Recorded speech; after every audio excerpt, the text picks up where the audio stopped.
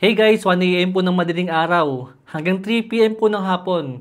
Tingnan po natin kung alin ba sa dalawang smartphone na to ang pinakamabilis po na malolobat. At sigurado magugulat po kayo sa resulta ng battery drain test natin dito po sa dalawang smartphone na to. Dito ko na po sisimulan sa emulator para sa mga mahilig gumamit ng ganito. Ito yung sample po niya sa may GameCube emulator. So far guys, okay naman po siya sa may 60 FPS na gameplay. May ilang frame drop nga lang po siya. Paminsan-minsan lang yan guys. I think magiging okay pa naman yan kung ma-optimize po ang Snapdragon 8S Gen 4 dito po sa mga GameCube po ng mga emulator. At abangan nyo rin po guys yung magiging comparison po ng ating camera. Sigurado magugulat din po kayo.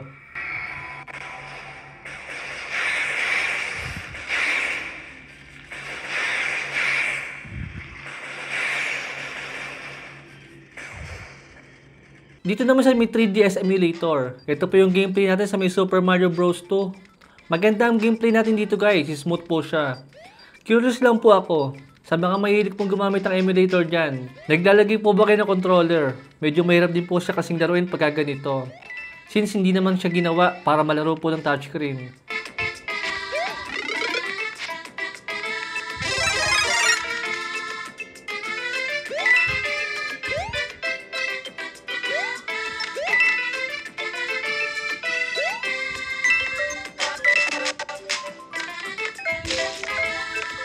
Dito naman guys sa may Pokemon Ultra Sun. Smooth din po siya dito guys. Kaso minsan po meron po siyang frame drop. Di ko alam kung meron pong kailangan baguhin sa may settings para po mawala yung frame drop na yan. Dili wala po akong binago sa mga settings na yan. Rekta laro po agad para makipakita sa inyo yung gameplay po ng 3DS emulator. Pansin ko lang guys sa bawat kada emulator po na sinusubukan ko, nagbabago-bago po yung mga performance niya sa bawat games po na mga nilalaro natin. Para bang pagka sinubukan po natin yung 3DS emulator, hindi po lahat ng games is magiging smooth po agad. Example nga dito guys, may mga games po na super smooth dito sa may 3DS emulator. Pero may mga games din po na para bang hindi pa siya optimize. Pero okay naman po yung kanyang specs at okay naman siya sa ibang games. Pero pagka tinignan po natin sa may ibang games, doon po siya medyo may konting problema. I think talagang optimization is the key. Gaano naman kaganda ang specs kung hindi naman optimize. Hindi rin po natin yun masusulit. Pero para sa akin dito sa ilang emulator po na sinubukan ko, mukhang okay naman sila. Mahirap lang po talaga pagka po walang physical controller. Saka sa may Switch emulator po pala guys, medyo negative po dito. Hindi dahil hindi po niya kaya. Ayaw na pong gumana guys yung application po na ginagamit ko para makapag-run po ng mga Nintendo Switch games. Kaya hindi po ako nakapag-test ng Switch emulator. Emulator pa lang po yan guys at medyo komplikado na. Pero kung mga games naman sa mga Play Store, okay naman po ang dalawang smartphone na to. Wala silang malaking difference kung sa may performance po tayo magbe-base. Even dito po sa may emulator na sinubukan ko po sa kanila. Pero syempre ibang usapan po ang battery, ang display, at ang camera. Sure dito guys, meron pong malaking difference sila. Even po para bang magkamukha sila ng specs. Even pa kahit para bang magkamukha lang sila ng specs. Sa package po guys, ang dalawang smartphone na to, itong si Redmi Turbo 4 Pro is meron po siyang jelly case na kasama rito ng color black. Yan po guys yung kasamang case ng Redmi. Then yung ating charger po dito is meron po siyang 90 watts sa charger. Yan. Ito naman guys yung kay iQOO. Itong case po nilang dalawa guys is parehas po sila ng may color black. Yan. Parehas po silang color black na jelly case. At parehas po sila na merong branding ng iQOO. Saka po ng Redmi dito. Yan. Parehas lang po sila dyan. At ito pong charger ng iQOO guys is meron po siyang 120 watts sa charger. Yan. Yan po yung pinakaiba nila compare po sa may Redmi na 90 watts siya na merong USB-A to Type-C. Itong kay iQOO is meron po siyang Type-C to Type-C. Pero nakakapagtaka lang dito guys, yung sinubukan ko po yung dalawang smartphone na to sa 0% to 100%. Ito pong si Redmi, isinabot po siya ng 1 oras. Itong si iQOO, inabot din po siya ng 1 oras. Kumbaga, paano nangyari guys na 1 oras po ito inabot, pero naka 90 watts lang po siya at mas mataas yung battery. At ito guys, si iQOO, 1 oras din po yung inabot sa kanya, pero mas maliit po yung ating battery at mas mabilis po yung ating charger. Medyo nakakapagtaka lang po sa may part na yon. Pero syempre ang mahalaga, yung 1 oras guys, still napakabilis na rin po nun. Para sa napakataas po ng battery na dalawang smartphone po na yan. Sa design naman po ng dalawang smartphone na to, ito pong si Redmi at ito pong si iQOO. Kayo na po bahala kung ano po yung mas maganda sa inyong dalawa. Pero sa kanila pong build quality, malinaw po na mas maganda si Redmi dito dahil po sa ating metal frame at ito po sa ating glass back. Yan po yung design ni Redmi guys, napakaganda po niya at napaka-solid. Ito po yung kay iQOO na meron lang po siyang plastic back design, saka meron po siyang plastic frame. Yan. Pero syempre guys, meron pong disadvantage ang dalawang ganitong klase ng design. Dito pong sa iQOO, hindi po siya ganun kabigatan at di rin po siya ganun na kakabahan po tayo na mababasag po yung likod niya na pagka po may bagsak natin.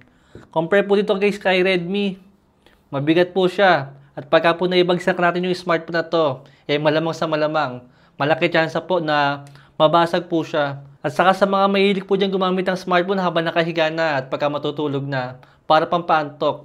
Mag-iingat po kayo guys dahil pagka po naibagsak nyo sa mukha nyo yung smartphone na to, malaki chance guys, aray, napakasakit, dahil napakabigat niya at napaka-solid. Kaya kung design po guys ang pagbabasihan natin, nakadepende na po yan sa inyo. Pero kung kayong pipili sa kanya, dito sa dalawang smartphone na to, dito po ako kay Redmi, kung design po ang pagbabasihan. Dahil sa mas simpleng design at mas premium na design. Siyempre nakadepende na po yun sa inyo. Sa display naman po guys ang dalawang smartphone na to, parehas naman po sila na merong AMOLED display dyan syempre.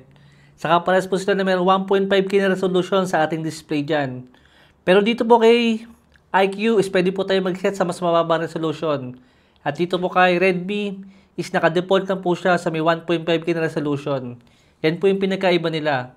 Pero si iQOO Z10 Turbo Pro is meron po siyang 144Hz sa refresh rate. Habang si Redmi is meron po siyang 120Hz sa refresh rate.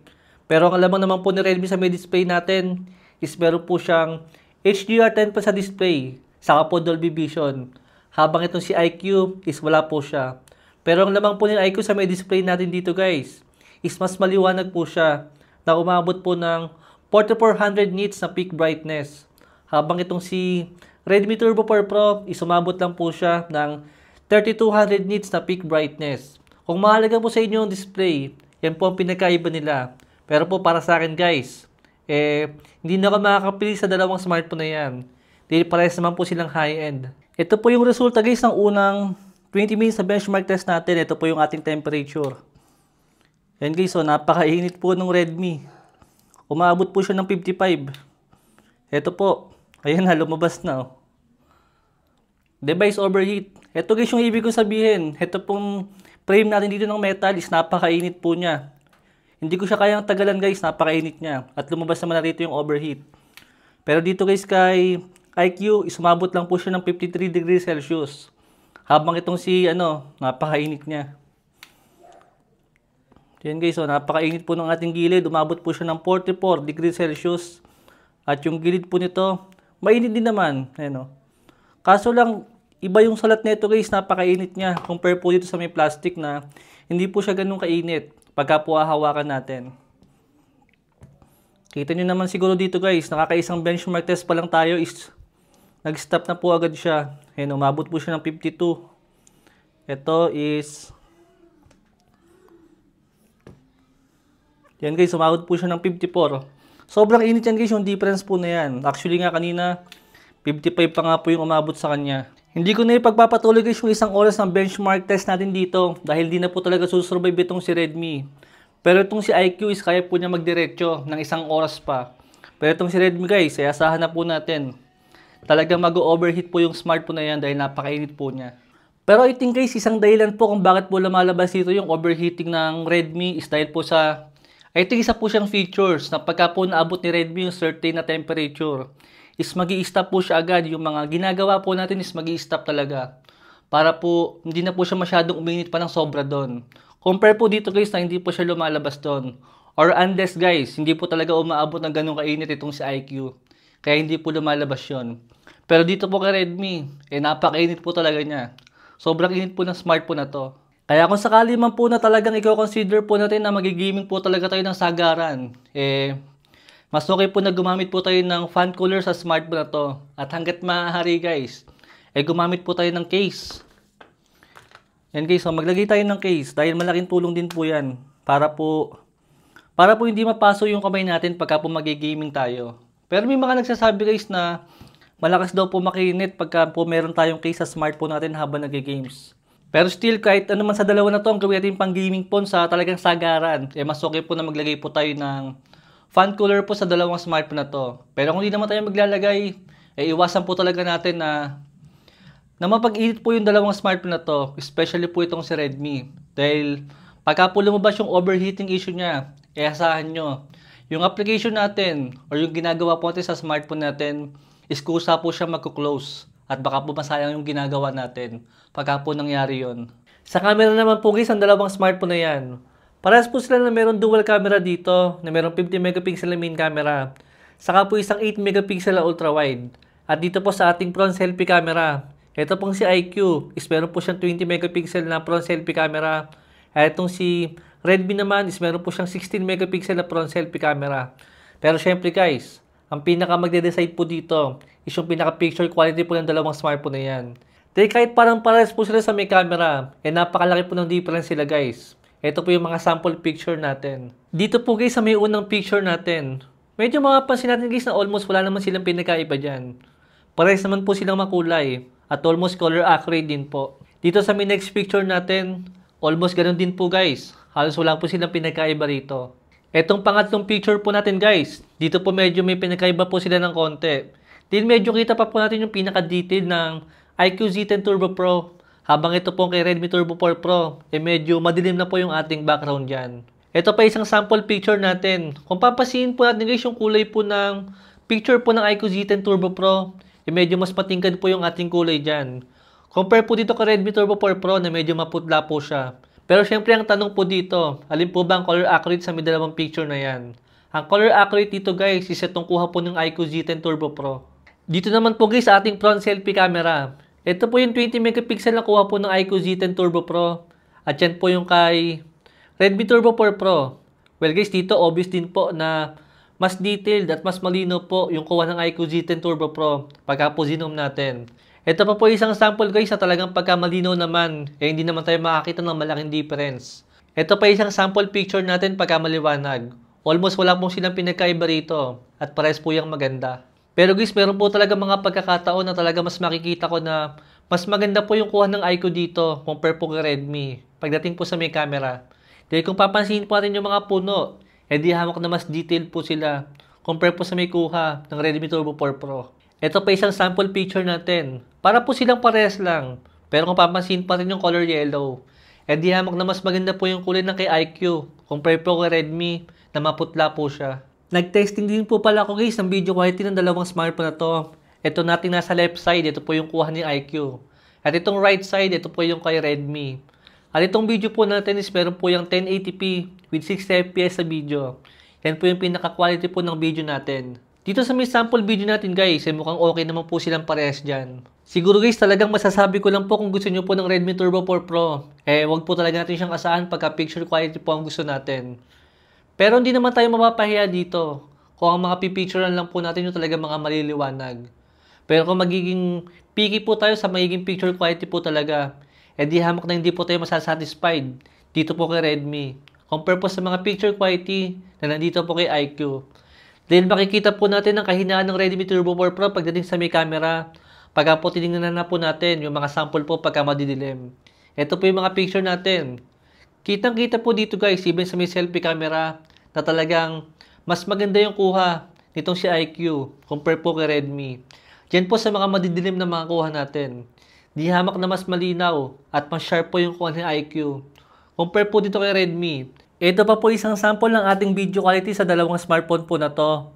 Left side po yung kay IQ at right side po yung itong kay Redmi. Kung papansin po natin yung video quality ng dalawang smartphone na to, medyo malino po ng konti yung camera po nitong si Redmi compare po kay IQ. Pero kung papansin po natin yung pinaka-detailed naman po ng mga yung binibidyohan natin, medyo blurred po itong kay Redmi. Habang itong kay IQ, medyo madilim man siya, pero mas detailed pa rin po yung mga nakukuha po lang ng camera natin. Yan guys, kitang-kita naman na siguro. Pagka po pinost natin yan, at tinignan nyo po yung pinaka-quality, mas detailed po siya. Compare po kay Redmi, na medyo malino man siya, pero blurred naman. Yan po yung sample natin pagka po medyo madilim na. Ito naman yung sample natin guys sa main camera, pagka mayroong stabilization. Left side po guys yung kay IQ, at right side po yung kay Redmi. Yan po guys, yung video quality natin sa may 1080p saka 30fps lang po na video. Nakakapagtaka lang guys, itong kay Redmi is wala po tayong supported na 4K video sa may stabilization. Pero pagka gusto nyo po na mas mataas na resolution na may stabilization, kay IQ po yun meron. Wala po tayong makukuha kay Redmi na stabilization po sa may video natin pagka po sa mataas na resolution. Yan po yung sample natin. At yan din po yung sample ng ating mic sa dalawang smartphone na yan. Kaya kung sakali mo pong pinagpipilian yung dalawang smartphone na to sa may picture natin saka sa may video quality, mukhang malinaw guys kung sino po yung mas magandang kuhanin sa kanilang dalawa. Diyamak na mas sulit po dito yung kay IQ. Pagdating po sa may camera natin sa may video quality. Pero tulad nga po guys, ang lagi kong sinasabi sa mga ganitong klase ng mga smartphone, wag po natin silang asahan na maibibigay po nila yung pinakamagandang expectation po natin. Kung gusto po natin ng magandang camera sa ganitong kakamahal ng mga smartphone na. Dahil kung camera po talagang kukunin natin, di hamak na mas maganda po dito ang Tecno Camon 40 Premier. Saka po yung Infinix Note 50 Pro Plus 5G. Doon guys, napakaganda po ng dalawang smartphone na yon. Ang kaso syempre, alam niyo naman na mas malakas to compare po sa dalawang smartphone na yon. Syempre, pipili po talaga tayo kung ano po ang pinaka-importante sa atin pagdating po sa may camera. Lalong-lalo guys sa ganyang klase ng mga presyo ng mga smartphone. Ito guys, seconds na lang po ang hinihintay natin at makikita natin yung resulta sa ating 15 hours na battery drain test sa dalawang smartphone po na to. Tingnan natin guys kung sino ba ang merong pinaka matitirang battery sa kanila. Hindi ko na po hihintay na matapos po ito sa 20% nila. Titingnan ko na lang po yung ating resulta na, yan guys oh. Meron na tayo dito na 15 hours na testing sa kanya. Tingnan natin kung ilang percent po yung matitira sa dalawang smartphone po na to. I-exit ko na guys para makita natin. Dito po guys sa may Redmi Turbo 4 Pro, mula 100% kaninang alauna. Ngayon po is meron po tayong 38% na battery na tira sa kanya. Yan. 38% na lang po siya. Etong si IQ Z10 Turbo Pro, medyo nakakagulat to guys. May natira po sa kanyang 47%. Ayan o. 47% po siya. Pares po na naka-off yung ating mga ano rito, yung mga RAM extension. Saka pares po sila naka-turn off. Naka-turn on po pares yung ating ano rito, yung flight mode. Then pares po sila naka-Wi-Fi. At pares po na naka-off po yung ating mga speaker sa kanila. Tsaka po naka-automatic yung ating brightness. Nakakapagtaka guys, ito mas konting battery pa. Yung merong mas natirang, mas maraming battery sa kanila. Compare po dito sa may Turbo 4 Pro na merong mas mataas sa battery. Pero yung ating battery percentage is mas mababa po siya. Compare po dito. Medyo nakakagulat yung resulta na yan guys. I think ang malaking factor po dito is yung sa optimization po ng dalawang smartphone na to.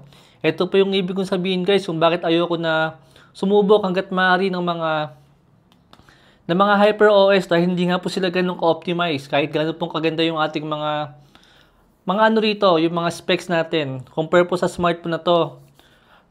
Maliit pa ng konti yung kanyang battery. Pero napakaganda po ng optimization dito ni IQ. Kaya po nangyari sa kanya, kahit po naka 7,000 mAh siya battery lang ito si IQ. Siya po yung merong mas maraming battery na tira. At doon guys, medyo nagulat ako sa kanila. Considering na medyo maliit po yung battery nito. Compare po dito guys. Siguro naman guys, medyo malino na po ang lahat. Itong si Redmi po ang kunin nyo kung gusto nyo po ng malakas sa smartphone at magandang build quality. Kaso optimization po ang kulang ng smartphone na to dito po sa may UI niya, sa kanyang camera at sa kanyang battery. Habang si IQ Z10 Turbo Pro, same lang po sila ng performance ni Redmi. Ang kaso maganda po yung optimization niya sa may UI, sa kanyang camera at sa kanyang battery. Yun po yung malaking difference ng dalawang smartphone na yan. Si Redmi po guys ang piliin mo kung nakatingin po kayo sa may physical na kagandahan. At dito naman kay IQ. Si IQ po ang piliin nyo kung okay naman po sa inyo yung design na yan. Pero maganda naman yung kanyang kalooban. Hindi man maganda sa may build quality, pero binawi naman po sa karamihan sa kanyang specs. Pipili lang po talaga tayo guys sa dalawang smartphone na to kung ano ba yung mas preferred natin. Yung merong magandang design at magandang build quality. At medyo saktuhang design, pero malakas din po sa may gaming, pero merong magandang optimization. Pipili po tayo guys sa dalawang smartphone na to. Di wala pong perfect sa ganitong kamurang smartphone na merong ganitong kagandang specs guys. Unless meron pong lalabas sa smartphone na pagsasamahin po yung dalawa na to. Merong malakas sa processor, merong magandang optimization. Actually, meron naman pong ganyang klase ng smartphone. Ang kaso makukuha po natin yon sa lagpas 20k to 30k po ng mga SRP. Pero alam niyo naman na po guys, yung presyo ng dalawang smartphone na to, less than 20k lang po siya. Kaya yun lang din po yung makukuha natin. Pero kung ako po tatanungin sa dalawang smartphone na to, pro tip lang po guys, hindi po mahalaga ang design. Dahil sigurado marami po sa atin, ilalagyan lang din po ng casing itong smartphone na to. At mababaliwala na po yung napakagandang design niya. At pagka nangyari yun guys, doon nyo po ma-appreciate yung mas optimized na smartphone compare po sa smartphone na nakapokus po sa may build quality at magandang design. May link po tayo ng dalawang smartphone na to sa may comment section. Palitan lang po yung video natin kung nakatulong. Thanks for watching!